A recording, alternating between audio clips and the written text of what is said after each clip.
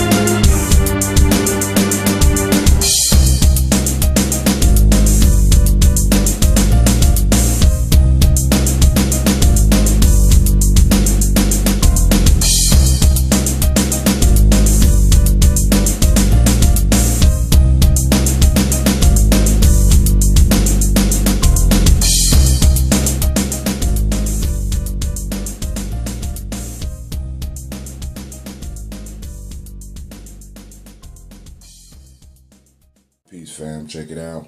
We about to do the daily toast once again. Let's see, I got different type of water. They had these artesian waters on sale, right? I wanted to see what artesian water was about. It got the word art in it, so I was wondering if it's artistic or something. I don't know. I gotta look it up. But it don't. I still prefer distilled, but the store was out of distilled water, and they talk about the pH of 7.6. They had one water up in the store that was like a pH balance of 9. Family, kind of watch the pH balance, right? Because remember, we are people of Ma'at, right? And we need balance. So, alkaline is good. You know what I'm saying? Getting alkaline is good, but we still need some acid. The food is not digested by alkaline. The food is digested by acid. So there has to be a balance between alkaline and acid, right? If you become too alkaline, it's just as bad as being too acid. So as African people, we need to strive for balance in everything that we do. So yeah, and because a lot of our food does produce a lot of acid, we do need more pH. But because we have stuff that's available to us to make us more alkaline, I don't want us to overdo it, right? Too alkaline is not good either. We need a balance, all right? So find that critical balance. So, of course, we start our day with some water.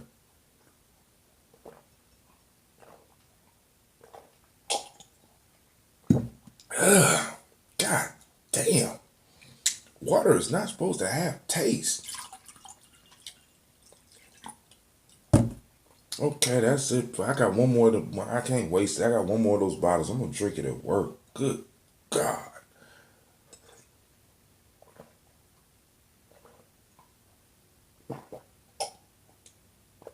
I gotta give me. I'm getting me some more distilled water. This is 33.8 fluid ounces. Now, those that want to make water alkaline, right? You can add a little lemon to it.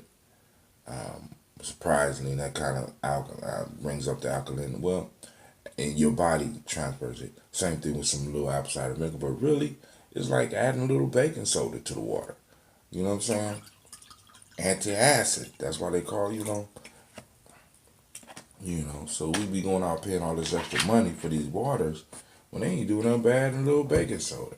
You know what I'm saying? Adding a little chemical to it. You could do that yourself. But make sure you stay watered up, fam. Tell somebody to get hydrated.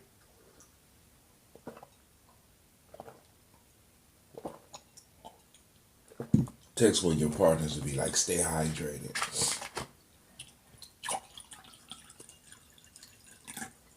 So I know y'all like, wow, you drinking a lot of water this morning. Yep, this is 33.8 ounces. And once I get drinking, I can't stop, even though I don't like the taste. But I need the water.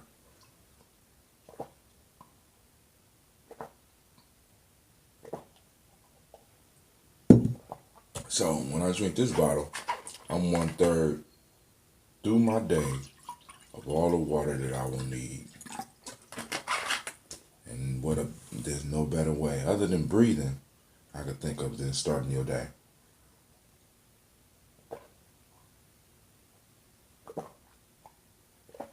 Mm.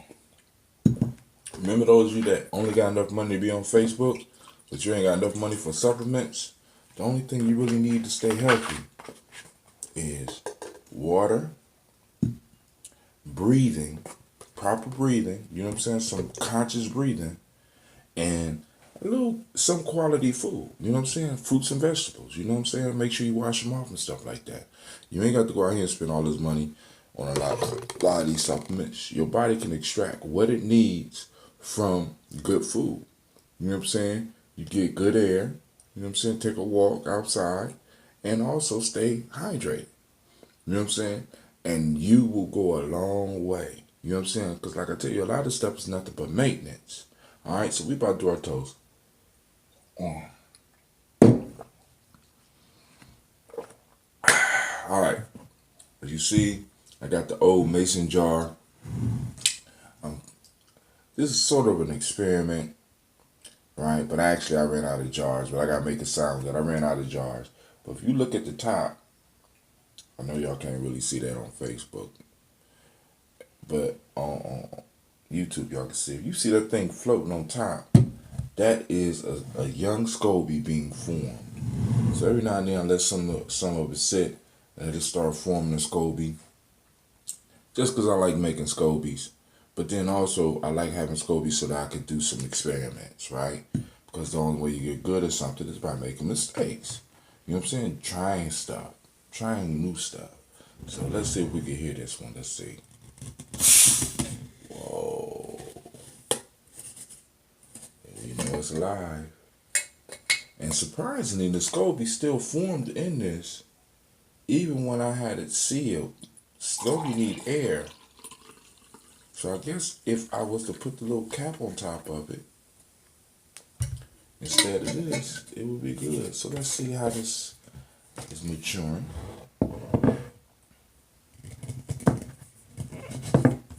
Leave it loose a little bit.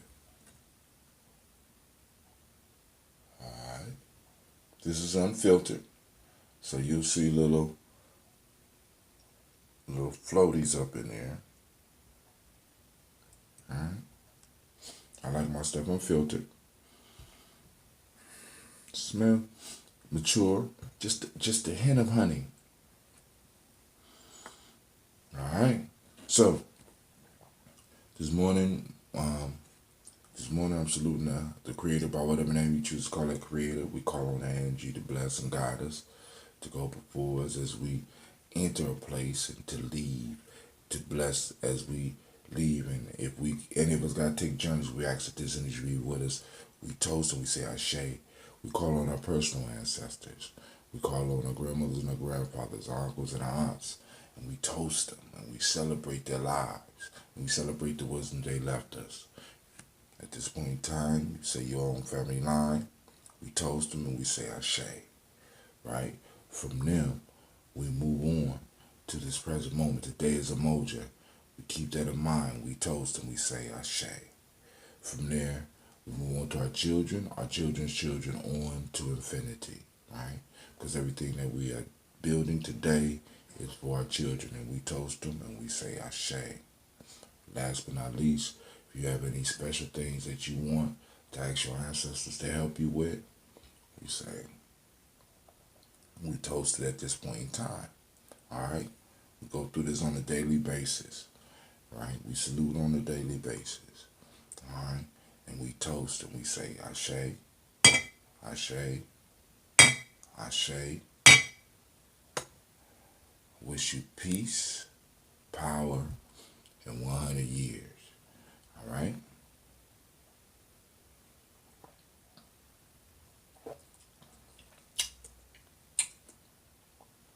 Woo.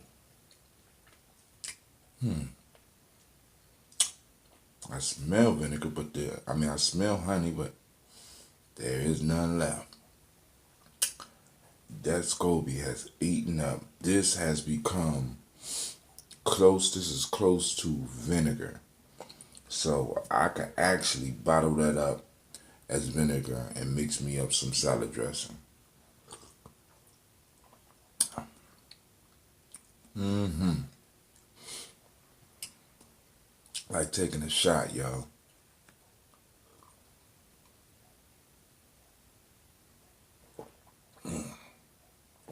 Y'all know I like taking shots.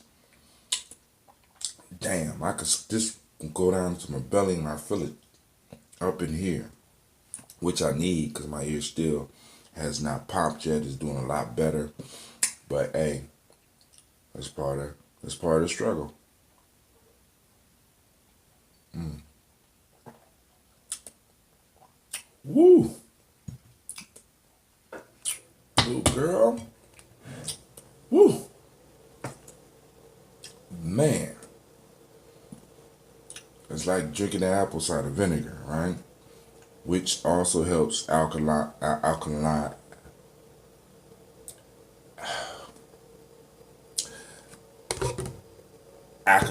your body. I don't know.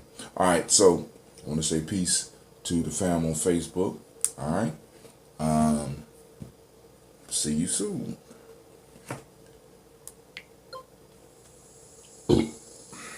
All right, YouTube. It's just us once again. I thank y'all for spending time with me as we share with the Facebook fam. Right. So we done talked about the water. Right. We done talked about the proper breathing.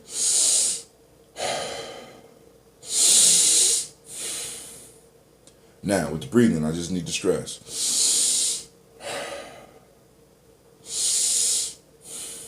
Now, you can breathe in through the nose, breathe out through the mouth, or breathe in through the nose and out the nose, right?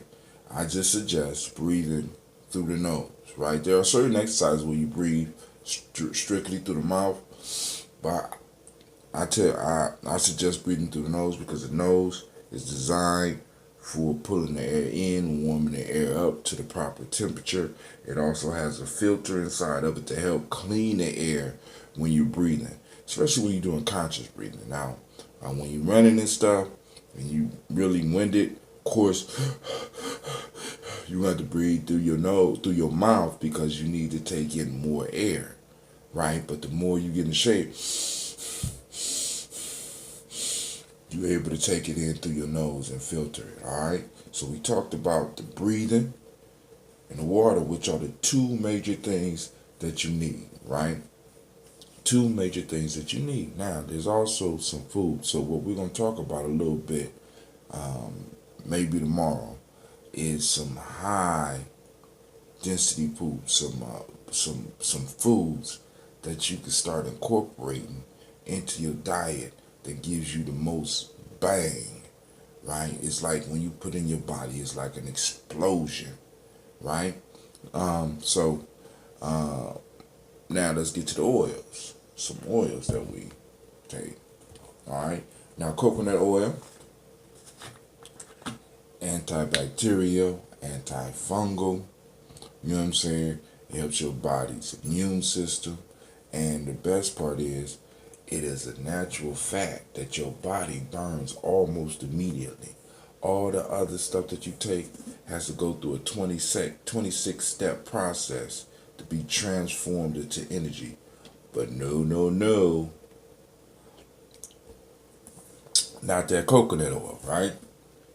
So We're gonna take our little coconut oil. So this helps get the body systems jumped off, get it started, right? Now, my body is going to take that little bit of fat. You probably hear me burp in a minute. It's going to burn it, right? And get my body jumped off to starting off with burning fat rather than burning sugar. Even though I got to think back. I haven't had sugar maybe in 24 hours. That's probably another reason why my body rebelling too. Because we have become sugar burning machines. All right. So the next one we're gonna do is that palm oil. Good for the eyes. That beta carotene, right? Real good for the eyes. It's also helps fight cancer.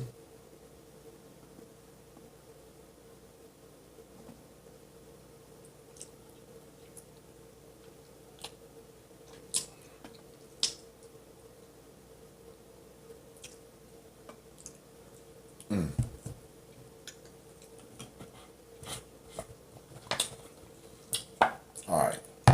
Another fat also.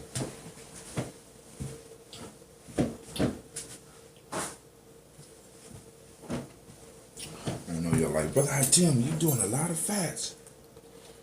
Well, we're trying to teach our body how to burn fat, right? We're basically trying to reset our system, right? Reset our system so that we can start burning in ways that our body used to burn prior to the advent of West Asia, right? What I mean, we were not, I don't know of any people that were a 3 meal a day people. This is a modern day invention. So we have trained our bodies to eat three times a day, right? Which is not optimal, right? You don't give your body time. It ain't even rest. You don't give your body time to process what you put in it, right? So we're going from meal to meal like every 6 hours. So we wake up, we eat. By 12 or 1, we're eating again. By 5 to 6, we're eating again. And some of us, we eating in between all that.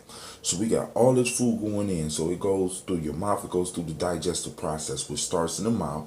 Saliva breaks it down. It goes down the throat.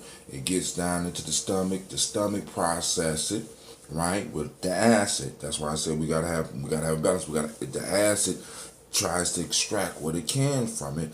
It takes it into the lower digestive system and it takes it all the way through, right? And before it can even get done processing the breakfast food, we're putting lunch food in, right? And it goes right through the same process and it's trying to extract and it's pushing the food down so that it could come out the other end, right?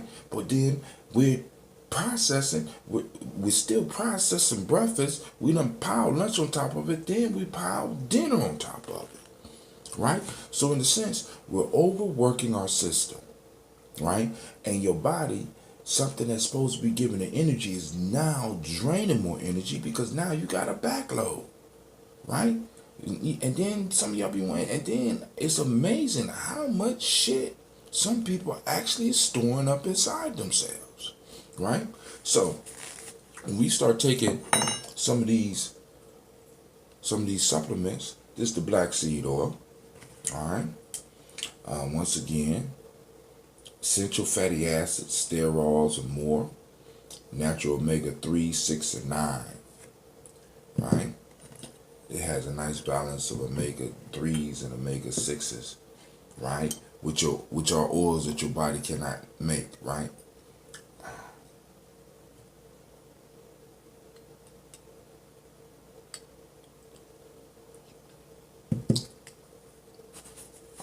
So yesterday we talked about trusting the process. And the piece that I'm saying is we need to trust the process of the body, right? And the reason a lot of us get real hungry during the day is because we're eating a lot of carbohydrates. We're eating a lot of foods laced with sugar, right? What's the problem with that, brother Idell? I know some of y'all think, what's the problem with that? Sugar is an energy source. You use honey for your ambrosia, and I hear you, right?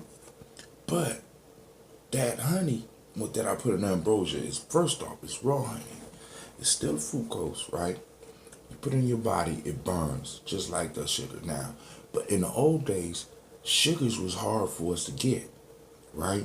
You know, we had to get it through fruit. I had to fight the bees to get it, so I didn't eat it every day, right? Now, I take that little bit of sugar in there and I allow the bacteria and the yeast to transform it into something else. So by the time I'm drinking honey or we're drinking the honey, is no longer just pure honey, right? All of the yeast and the bacteria have digested this sugar and transformed it into something else, to other products that my body can use. Okay, it has went through. It has helped my body by pre-digesting and getting rid of a lot of the glucose that's in there, right? So by us getting direct sources of glucose, right, our body burns that, and it chooses that over burning the fat because it's easier, right? It burns that, and that, how can I put it? That is not the best and optimal way for us to live on a regular basis. So most of us, we get hungry again because our body burns up all the glucose, right? It's fast. It's a fast burn. So within 6 hours, I'm hungry again, right? So when you have a high carbohydrate diet, a diet laced with sugar, like if you look at all the foods, sugar everywhere, right? Why? Because when you eat sugar, you get hungrier. Now, another thing about sugar that they won't tell you is, another thing is sugar is very addictive. Like right now, my body might be rebelling because I am cutting down on sugar, right? You'll start noticing it. When you're not eating sugar, it calls you, right? But then sugar, sugar creates an environment within your body that allows disease to grow.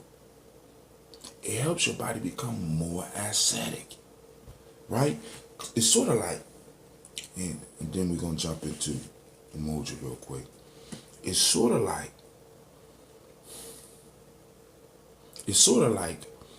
comparing a solar power plant to a coal power plant.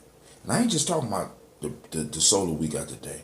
Let's say we advance solar, where solar is just as efficient and just as productive as coal, right? Which one would you use, right? Because if you continue using the coal, you know the coal, it will burn up the coal and it will leave pollutants in the system. But with the solar cell, there is no pollution. You understand what I'm saying? So sugar is like coal. But your body has already perfected a system in where it can extract energy from the sugar, or it can extract energy from other sources, right? Your body can produce its own glucose. All you gotta do is give it the right materials, right? It's a healthier, longer lasting burn. But we are opting for the coal burn, right? The sugar burn. And what does coal leave? It leaves pollutants. What does sugar leave? It leaves pollutants, which feed disease. All right? So, continuing with the motif of trust in the process, we are on Umoja. I'm sorry, I forgot to tell y'all. Great Umoja, right? Today, the principles, of course, I'm looking at my cheat sheet. Unity, trust, mentalism. The male is Kojo, the female is Adwa, right? Now, happy born day if you are born on Umoja. Umoja, right? Happy born day if you're born on Umoja. Find your day name, do your studies. We're gonna do some more research. I'm gonna have some more research for y'all on the day name soon. Alright? But in unity, when we talk about trust in the process, when we look at it from a unity perspective, you know what I'm saying? In order for us to grow as a group, we have to be able to trust the process together as a group, right? Now, as an individual, right? My fault. Intuition, mental, emotional, spiritual, physical. I make the physical the thumb, right? All of these have to work together. All of these have to go through a process together, right? It's sort of like we have parts of ourselves, right? And just like individuals, in order for them to get strong, they have to go through some type of struggle together. So when you're going through a process, you're taking your physical body through a process, right? We know that our intuition is involved, right? We have to get our intuition involved. We have to get our mind involved in it.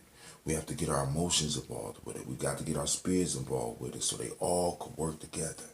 And just like them working together, you become a stronger being. As a group of people, we have to have a process that we go through together. This is why our ancestors formulated this thing called, they labeled it rites of passage. And it's crazy, but in the way that we've been taught to think, we separate everything. Rites of passage is separate from life and blah, blah, blah. It's no, this is part of the life. This is part of how we live. This is part of how we grew as a people, right? This is part of it, right? It wasn't nothing. It's nothing separate. You know what I'm saying? They always got these little compartments that they try to put things into, but sometimes you got to step back and learn to look at the whole, right? The rites of passage held everything together, and it just wasn't about making a young boy a man or a young girl a woman. No. Rites of passage was part of the life. And this is why it's not working for us here. Why? Because we separated, just like we've been taught, we separated from life, right? So I could come, I could put on the kufi, I could wear the stuff, I could say hotep, you know what I'm saying? Give you the handshake, do the head, do all that, speak the language, moja, kujichagulia, gye-nyame. I could do that, I could go home, be like, what's up, bitch? You know what I'm saying? Suck my dick. Blah, blah, blah, blah. You know what I'm saying? Because that's what some of us do, right? Because we have separated the culture, right? We separated it out of life when in fact it's a process that enhances life. So when we are looking at unity, we got to start unifying and pulling together the pieces of the life and getting to the Hermetic principle, mentalism, right?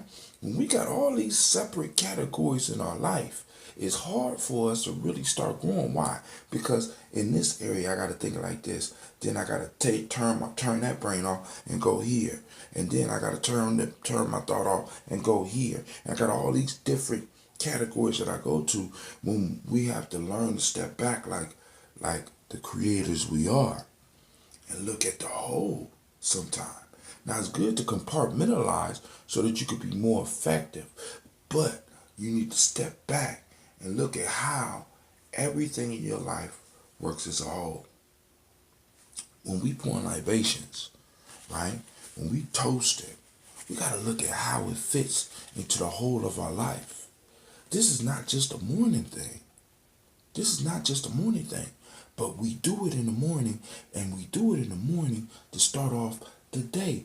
And that whole day runs beautifully for us. No matter what the obstacle may be, because we did this in the morning, we making it through. Some of y'all do the same thing with prayer, right? It fits into a whole. And what we need to start learning how to do is to look at life as a whole and build ourselves up and become a powerful individual so that we become a powerful group. Now, I want to say this. Now, in gye-nyame, we have a number system, right? Because, I mean, like I said, I'm a culture builder. You know what I'm saying? And this is, although it's just a recent thought, I've been doing it for years. In gye-nyame, we take the numbers and we break them down into the symbols. So we have 0, which is God. We have 1, which is interdependence. 2, which is cooperation. 3, which is communication. 4, which is order. 5 is freedom. 6 is family. 7 is study, rest, and perfection. 8 is power. 9 is completion. Then we start the whole system over again, which I have to go into. But all right, notice that the number 1 is interdependence, right? Not independence, interdependence, and this is the insight that I want you to get from this. Unity, right? Unity is about interdependence, whether it's interdependence as a being or interdependence as a group. And what people don't understand is that there is no independence if there is no interdependence. It's hard for black people to stand up as individuals because we are not interdependent. See, only from interdependence can you stand up as one, as an individual. Why? Because what's backing an individual is all the other components. But right now, when we stand up as individual, there is nothing supporting us. It's like a tree without roots. You get it? You get it? Okay? So, when we practice interdependence, it furthers boosts our ability to become strong individuals. That's what y'all not getting. See, you've been taught to be an individual before you were taught to be interdependent. But let me ask you a question. When did you become an individual? When you came out the womb, you weren't an individual. When you came out the womb, you were interdependent on everybody in your environment to be able to provide you with what you needed. When you was growing up, right? You know, first grade, kindergarten, you weren't an individual. You were dependent, or you was interdependent on everything else going on around you, and all of a sudden you rose up. But the only problem is the culture that you became an individual within is not your culture. It is not healthy for you. Because in this culture, you put the individual above the interdependence, when you need to be putting the interdependence before the individual. I know that's rough for some of y'all. I know that's rough for some of y'all. You know what I'm saying? But we have been cultivated to be selfish, cultivated perfectly, right? We pursuing the American dream when the American dream faded maybe 100 years ago. You know what I'm saying? Damn near. Let's say the end of the American dream came. Well, actually, it never really was there for you. If you look like it was, you know what I'm saying? It was handed out, you know, sporadically. Every now and then, one of us would stumble into it, but that would be for a generation, maybe two. You know what I'm saying? But, you know, I know some of y'all don't disagree with me, right? But we need to go on and start creating tribes where you are. You know what I'm saying? Grab some of your family members, grab some of your close friends, and really start working as a group so that you can start building. Now, I said I was going to try to keep these under half an hour. I'm almost there today, so I want to thank those of you that take the time to watch this. Make sure you like and subscribe. You know what I'm saying? And share. Most importantly, share. So I'm about to get out of here. I got to get my son up so he can do his morning studies. I got to do my chores. I still got to meditate. Well, I gotta breathe. And then if I have time, we can meditate. But now, let me say this. If you can't meditate, at least consciously breathe. All right? I'm just saying. If you gotta make a choice, do the breathing. All right?